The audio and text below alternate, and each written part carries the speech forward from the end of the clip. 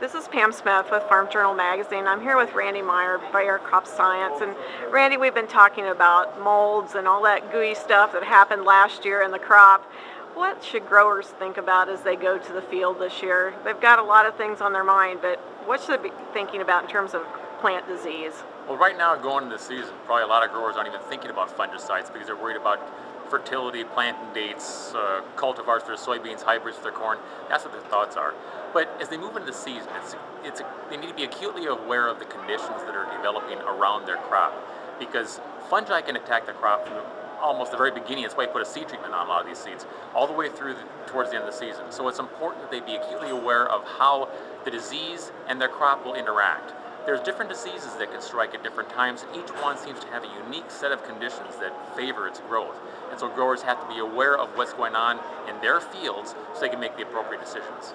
So last year we saw a lot of white mold in soybeans. That was one that we really heard a lot of people complaining about. Is there anything they can do about that? White mold is a tough one. This is the disease which attacks all kinds of different crops. It's not a new disease, but it's relatively new to soybeans, and especially in some of these geographies. White mold requires, for good growth, cool, moist conditions. And across most of the United States, the Midwest this year, cool, moist describes what growers are facing. So the disease really was more widespread than it is traditionally. But it's always a problem. The inoculum was always there. So all it really takes is the right conditions for it to happen. There's a number of things that can impact its severity. One is population. The higher your population, then tends to make more of a dense canopy earlier, which favors disease development, keeps the moisture underneath.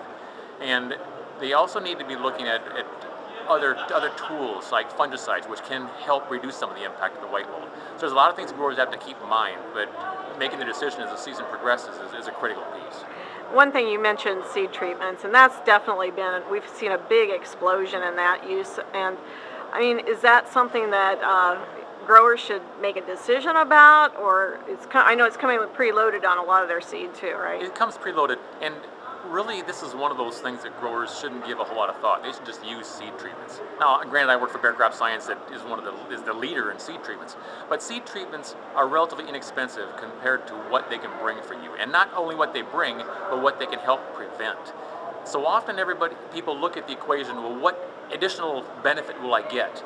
Well, they also have to factor in the equation what might happen if I don't do it. And seed treatments is one of those. If you don't use a seed treatment, what can happen to your stand and the vigor of your crop as it tries to emerge? So that quick head start, you can help ensure a quick head start if you have a seed treatment on your crop. So does that mean they don't have to go back and look at, that they're all protected? Seed treatments, all the seed treatment will do is help establish a good stand. Then they have to continue to scout during the season for the need for a foliar fungicide to control those diseases. Okay, thanks a lot, Randy. You're welcome.